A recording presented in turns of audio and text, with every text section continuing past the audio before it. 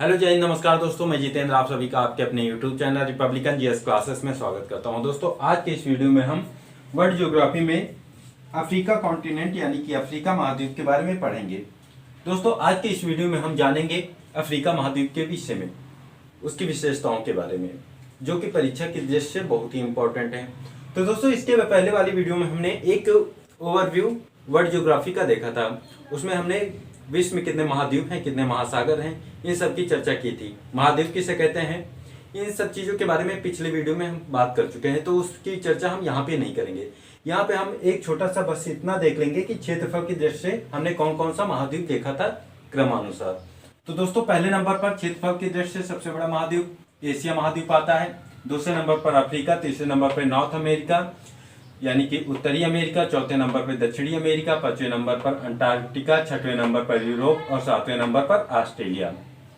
ये तो हो गई क्षेत्रफल की बात। अगर यहीं पर क्वेश्चन घुमा दे कि जनसंख्या के अनुसार क्रमानुसार इनको व्यवस्थित कीजिए, तो दोस्तों यहाँ पर एशिया और अफ्रीका ये दो कॉन्टिनेंट सेम रहेंगे, चाहे वो जनसंख्या हो चाहे क्षेत्रफल हो। लेकिन यहाँ पर जो तीसरे नंबर पर उत्तरी अमेरिका है, इसके स्थान पर ये यूरोप आ जाएगा। तीसरे स्थान पर यूरोप आ जाएगा और उसके बाद चौथे नंबर पे उत्तरी अमेरिका, फिर दक्षिणी अमेरिका, ये आपका तीसरा हो जाएगा, ये हो जाएगा आपका चौथा, ये हो जाएगा आपका पांचवा, ये हो जाएगा आपका छठवां और ये अंटार्कटिका जो कि पांचवें नंबर पे यह हो जाएगा आपका सातवां। क्योंकि हम जानते हैं अंटार्कटिका पे कोई निवास नहीं करता है, यहाँ पर पूरे वर्ष भर बर्फ से ढका रहता है ये कॉन्टिनेंट। इसी वजह से यहाँ पर कोई भी जनसंख्या निवास नहीं करती। यहाँ पर सिर्फ वैज्ञानिक लोग कुछ रिसर्च के लिए जाते हैं। वैज्ञानिकों के दो रिसर्च सेंटर भी भारत के जो हैं, वो दो रिसर्च सेंटर यहाँ पर अवस्थित हैं। आपको कमेंट करके बताना है कि उन दोनों का नाम क्या है। तो दोस्तों ये हमने देख लिया। तो दोस्तों अगर अफ्रीका की बात करें, हम किसके बारे में आज चर्चा करेंगे दोस्तों, इस अफ्रीका सेकंड नंबर के कॉन्टिनेंट के। तो दोस्तों इसकी बात करें तो ये इसमें अफ्रीका कॉन्टिनेंट में कुल 54 देश हैं। कितने देश दोस्तों, 54 देश। और अगर बात करें कि ये कितने क्षेत्रफल में फैला हुआ है, तो दोस्तों ये पृथ्वी के 20.2% क्षेत्रफल में फैला है। वहीं पर हमने देखा था एशिया महाद्वीप विश्व की कुल क्षेत्रफल का 29.4% क्षेत्रफल फैला हुआ था। यानी कि अफ्रीका कॉन्टिनेंट जो कि दूसरे नंबर का है वो 20.2% क्षेत्रफल पर है और एशिया महाद्वीप 29.4% क्षेत्रफल पर है। अब हम जान लेते हैं थोड़ा सा आकार हमने यहाँ पर ड्रॉ करने की कोशिश की है। जिस प्रकार से मैप रहता है अफ्रीका कॉन्टिनेंट का, उसे हमने बोर्ड पर ड्रॉ किया है। आप इसमें देख सकते हैं क्रमानुसार। तो देख लेते हैं कि इसके अवस्थित क्या है, इसके दाहिने क्षेत्र में और बाईं तरफ कौन सा महासागर है। तो दोस्तों सबसे पहले हम बात करें कि अफ्रीका महाद्वीप के उत्तर में क्या है। दोस्तों ये एक चीज जान लेना कि कोई भी चीज हो, अगर हम उसे मैप पे पढ़ते हैं तो ऊपर जो होता है ये उत्तर होता है। क्या होता है, उत्तर। नीचे होता है दक्षिण और इधर होता है पूर्व, इधर होता है पश्चिम। क्लियर दोस्तों, कोई डाउट होना भी नहीं चाहिए। हमेशा हम पढ़ते समय इसे नॉर्थ कहेंगे, इसे साउथ कहेंगे, इसे ईस्ट कहेंगे, इसे वेस्ट कहेंगे। ओके दोस्तों, क्लियर। तो दोस्तों यहाँ पर अगर हम बात करें इस अफ्रीका कॉन्टिनेंट की, तो इसका नॉर्थ कौन सा होगा, ये होगा। तो कभी कोई पूछ लेता है अफ्रीका कॉन्टिनेंट के नॉर्थ में कौन सा सागर है, तो दोस्तों याद रखना भूमध्य सागर है अफ्रीका कॉन्टिनेंट के उत्तर में। और दक्षिण में बात करें तो दक्षिण महासागर है, या इसे ही अंटार्कटिका महासागर भी कहा जाता है, क्योंकि हम जानते हैं नीचे अंटार्कटिका महाद्वीप है। इसके उत्तर और पूर्व में बात करें तो लाल सागर है, और यहाँ पर इधर फिर अरब प्रायद्वीप पड़ता है और यहीं से एशिया महाद्वीप भी स्टार्ट हो जाता है। इसके पूर्व की बात करें तो दोस्तों हिंद महासागर पड़ता है, और इसके पश्चिम की बात करें तो दोस्तों अटलांटिक महासागर पड़ता है, जिसे अंध महासागर के नाम से भी जानते हैं। ये तो बात हो गई दोस्तों कि इसके पूर्व में क्या है, इसके दिशाओं का ज्ञान कि किस दिशा में क्या है। अब बात करें दोस्तों कि एकमात्र ऐसा महाद्वीप है, अफ्रीका महाद्वीप एकमात्र ऐसा महाद्वीप है जहां पर चारों रेखाएं गुजरती हैं। चारों रेखाओं का मतलब है दोस्तों कर्क रेखा, ये आपकी जो है कर्क रेखा है, कर्क रेखा, ये आपका हो जाएगा 0 डिग्री अक्षांश यानी कि विषुवत रेखा।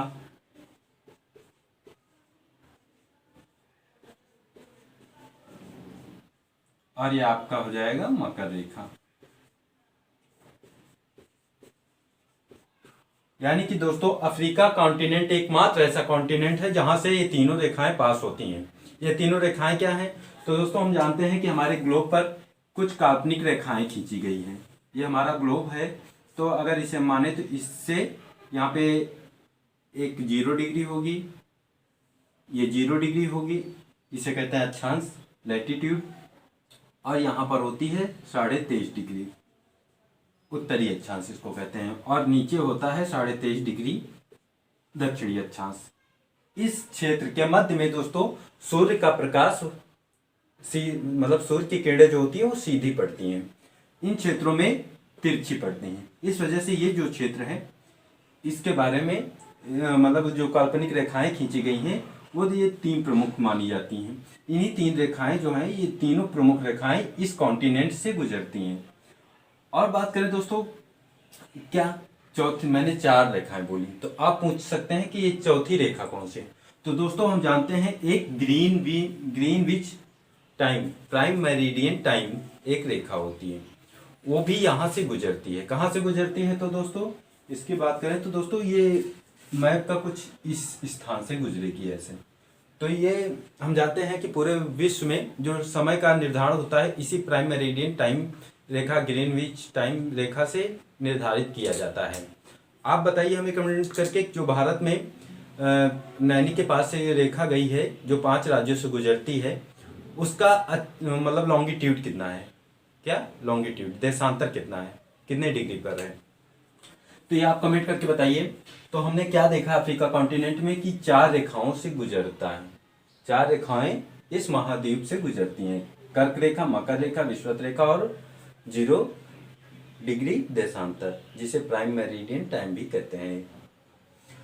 अब नेक्स्ट बात करें दोस्तों एक और चीज की कि ये अफ्रीका कॉन्टिनेंट एकमात्र ऐसा कॉन्टिनेंट है जो कि चारों गोलार्धों में अवस्थित है। चारों गोलार्धों का मतलब क्या है दोस्तों?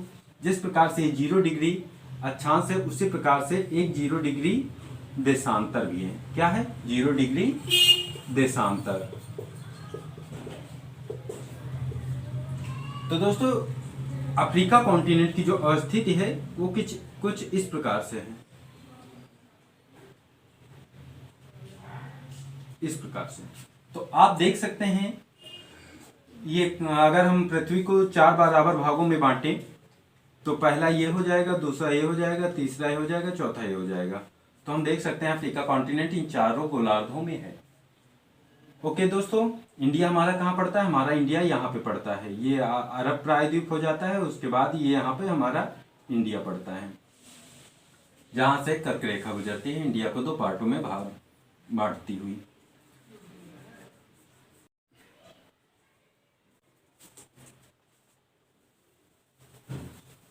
तो दोस्तों हमने क्या क्या देख लिया? हमने ये देखा कि अफ्रीका कॉन्टिनेंट 4 गोलार्धों में है और अफ्रीका कॉन्टिनेंट से 4 रेखाएं गुजरती हैं। अब हम बात कर लेते हैं थोड़ा सा दोस्तों कि इसके जो प्रमुख देश हैं, इसमें हमने देखा 54 देश हैं, लेकिन 54 देश तो हम याद नहीं कर पाएंगे, लेकिन जो प्रमुख देश हैं उनको तो याद करना जरूरी है क्योंकि हमें एग्जाम देना है, एग्जाम पास करना है। तो दोस्तों हम देख लेते हैं सबसे एक क्रमानुसार क्लॉकवाइज जो तट के किनारे देश हैं और जो इंपॉर्टेंट हैं। तो दोस्तों हम सबसे पहले देखेंगे ऊपर की ओर, यहाँ से ऊपर दोस्तों ये यूरोप महाद्वीप लग जाता है। तो यूरोप और अफ्रीका महाद्वीप को जो अलग करता है उसे हम कहते हैं जिब्राल्टर जल संधि, जिब्राल्टर जल संधि। ओके दोस्तों, ये भी एक फैक्ट याद रख लेना। और सबसे पहले यहाँ पे पड़ता है मोरक्को देश। कौन सा देश दोस्तों? मोरक्को। दूसरा अल्जीरिया, तीसरा यहाँ पे छोटा सा पड़ता है ट्यूनीशिया, फिर उसके बाद लीबिया, मिस्र के बाद दोस्तों सूडान, सूडान के बाद यहाँ पे पड़ता है आपका एक छोटा सा देश इरिट्रिया, इरिट्रिया के बाद में एक छोटा सा पड़ता है जिबूती, उसके बाद दोस्तों सोमालिया, सोमालिया, और ये इसके बाद फिर ये केन्या, केन्या के बाद तंजानिया, तंजानिया के बाद मोजाम्बिक, मोजाम्बिक के बाद दक्षिण अफ्रीका। और दोस्तों यहाँ पे पड़ता है अफ्रीका महाद्वीप में सबसे बड़ा एक द्वीप जिसे हम मेडागास्कर के नाम से जानते हैं। किस नाम से दोस्तों? मेडागास्कर। हिंद महासागर का ये सबसे बड़ा महाद्वीप है। तो ये बात हो गई दोस्तों। अब हम बात कर लेते हैं कर्क रेखा पर स्थित कितने देश हैं। अभी हम इनकी राजधानियों को भी देखेंगे, पहले हम देश याद कर लें फिर राजधानियां। तो दोस्तों हम देख लेते हैं कर्क रेखा पर कौन कौन से देश स्थित हैं। तो दोस्तों कर्क रेखा की बात करें तो ये हमारी कर्क रेखा है। यहाँ पे दोस्तों एक छोटा सा देश पड़ता है। पहली चीज तो याद रख लीजिए कि 7 देश पड़ते हैं। कितने देश? 7 देश। 7 देश में सबसे पहले इधर पड़ता है पश्चिमी सहारा। मेरे साथ आप भी नोट्स बना सकते हैं। दूसरे नंबर पे पड़ेगा दोस्तों मारिटानिया। ये जो देश है मारिटानिया। मारिटानिया के बाद दोस्तों पड़ेगा एक छोटा सा देश और है माली। माली के बाद दोस्तों पड़ेगा अल्जीरिया।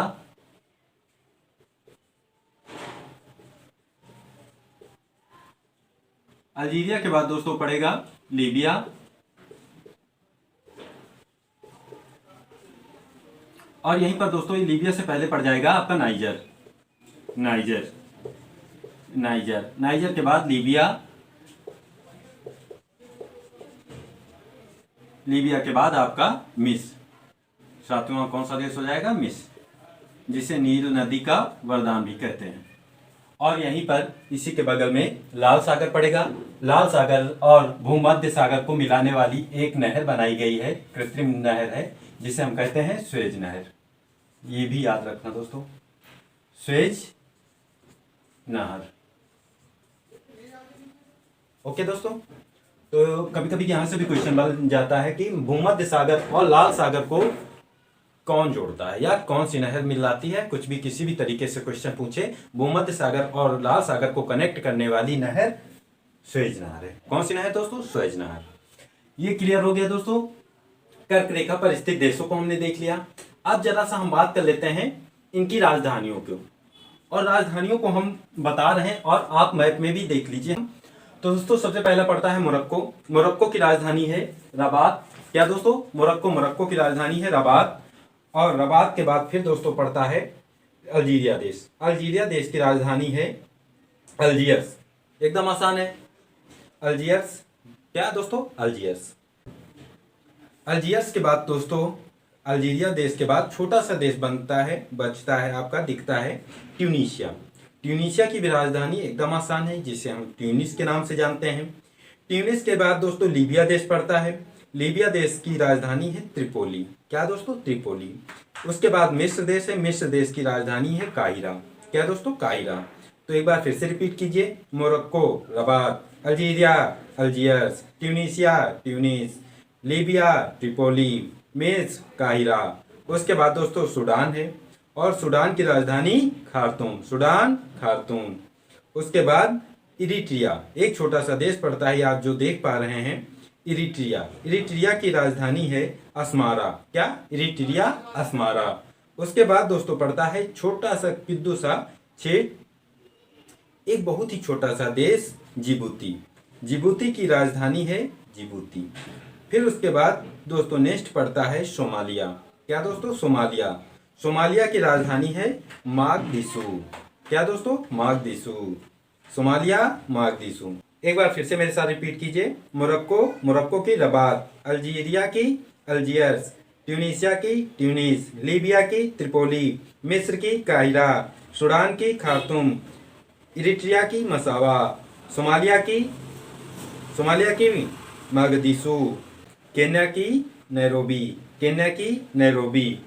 उसके बाद दोस्तों कौन सा देश पड़ेगा? तंजानिया की दोदोमा। फिर उसके बाद कौन सा पड़ेगा दोस्तों? मोजाम्बिक की राजधानी मपूतो। मोजाम्बिक की राजधानी मपूतो। फिर उसके बाद सबसे नीचे हमारा पड़ता है दक्षिण अफ्रीका की राजधानी हो जाएगी दोस्तों प्रिटोरिया। क्या दोस्तों? प्रिटोरिया। तो दोस्तों हमने मैप में आपको दिखा दिया अलग अलग देश और उनकी राजधानियों को। तो अब देख लेते हैं कर्क रेखा पर जो देश स्थित है उनकी राजधानियां कौन कौन सी हैं। तो दोस्तों सबसे पहले हमारा पड़ता है पश्चिमी सहारा की राजधानी है दोस्तों वेस्टर्न सहारा की राजधानी है अल आयून। क्या दोस्तों? अल आयून। और उसके बाद दोस्तों पड़ता है हमारा मारिटानिया की राजधानी है नुआकसात। क्या? नुआकसात। फिर उसके बाद दोस्तों नेक्स्ट देश हमारा माली की राजधानी कौन सी है दोस्तों? बैमैको। माली की राजधानी बमैको। माली की राजधानी बमैको। माली के बाद दोस्तों पड़ता है अल्जीरिया। अल्जीरिया के हम देख चुके हैं अल्जियर्स। अल्जियर्स। फिर उसके बाद दोस्तों नाइजर। नाइजर की राजधानी है न्यामे। नाइजर की राजधानी है न्यामे। उसके बाद दोस्तों पड़ता है लीबिया। लीबिया की राजधानी है त्रिपोली। क्या दोस्तों? त्रिपोली। Libya, Tripoli. फिर उसके बाद मिस्र पड़ता है। मिस्र की राजधानी काहिरा। तो हमने इन सातों देशों की राजधानी को भी याद कर लिया। फिर से एक बार हमारे साथ रिपीट करते हैं। वेस्टर्न सहारा की अल आयून। वेस्टर्न सहारा की अल आयून। मारिटानिया की नुआकसात। मारिटानिया की नुआकसात। फिर उसके बाद माली। माली की राजधानी बमैको। माली की राजधानी Bamako. Algeria, Algiers. Algeria, Algiers. Niger, Niamey. Niger, Niamey. फिर उसके बाद लीबिया। लीबिया की त्रिपोली। मिस्र, मिस्र की काहिरा। दोस्तों याद रखना यहाँ लीबिया के नीचे माली के बाद चार देश पड़ता है, बट चार देश से कर्क रेखा गुजरती नहीं, जस्ट उसके उत्तर यानी कि नॉर्थ साइड से टच होते हुए ऊपर से निकल जाती है। तो कहीं कहीं पर चार देश भी कर्क रेखा पर दिख सकता है। तो उससे आप टेंशन मत लेना, परीक्षा में आए तो आपको यही टिक करना है जो मैंने आपको बताया है। तो दोस्तों इस वीडियो में हमने इन महत्वपूर्ण देशों को देखा और इन देशों के बारे में, इनकी राजधानियों के बारे में जाना, और ये जो देश कर्क रेखा पर स्थित हैं उनके भी बारे में जाना, उनकी राजधानियों को देखा और याद करने की कोशिश की। दोस्तों हम ट्रिक भी बता सकते हैं, बट ट्रिक्स अभी नहीं बता रहे हैं क्योंकि ट्रिक्स से लोग कंफ्यूज हो जाते हैं और ट्रिक्स परीक्षा के टाइम पे याद नहीं रहती हैं। तो मेरी आपसे रिक्वेस्ट है, इनको अधिक से अधिक बार रिपीट कीजिए और याद कीजिए, तभी पॉसिबल है कि आप एग्जाम में कर पाएंगे। और दोस्तों अब हम बात करेंगे नेक्स्ट देशों की, बट दोस्तों हम नेक्स्ट देशों को नेक्स्ट वीडियो में देखेंगे क्योंकि वीडियो लंबी होगी और आप बोर हो जाएंगे। इस वजह से मैं छोटी छोटी वीडियोस लेकर आ रहा हूँ ताकि आप बोर भी ना हो और आसानी से आपको याद भी होता रहे। तो दोस्तों नेक्स्ट वीडियो में हम मकर रेखा और विषुवत रेखा पर स्थित देशों को भी देखेंगे और इनकी सेपरेट वीडियो भी एक बना देंगे ताकि आपको कंफ्यूजन ना हो, कोई दिक्कत ना हो। क्योंकि दोस्तों हम जानते हैं कर्क रेखा पर कुल 17 देश स्थित हैं। 17 देश में 7 देश अफ्रीका कॉन्टिनेंट से हैं और बाकी के उत्तरी अमेरिका कॉन्टिनेंट से हैं और एशिया से हैं। तो उन सबके एक सेपरेट वीडियो अलग अलग बना के डाल देंगे। तो दोस्तों अब बचे हुए जो इधर के देश हैं हम उनके बारे में बात करेंगे नेक्स्ट वीडियो में, और उसके बाद फिर नेक्स्ट वीडियो में हम इसके फिजिकल मैप, फिजिकल विशेषताओं की चर्चा करेंगे। कहाँ पे कौन सी झील है, जैसे कि टांगानिका झील इसकी सबसे बड़ी झील है और विक्टोरिया झील दूसरे नंबर की है। इस प्रकार से जितने भी महत्वपूर्ण फैक्ट्स हैं जो भी परीक्षा में 10 वर्षों में पूछे गए हैं क्वेश्चन, उन सबको हम लेकर नेक्स्ट वीडियो में आएंगे। निचोड़ मतलब मेरा मतलब है कि नेक्स्ट वीडियो में नहीं, आने वाली जो वीडियोस हैं उन सब में उनका निचोड़ लेकर आएंगे ताकि उनसे कहीं से भी कोई क्वेश्चन आए तो आपको दिक्कत ना हो, आप आसानी से उससे कर पाएं। तो मैं तो दोस्तों वीडियो पसंद आएगा, अगर पसंद आए तो इसे लाइक कर देना, सब्सक्राइब कर लेना। मिलते हैं नेक्स्ट वीडियो में। जय हिंद।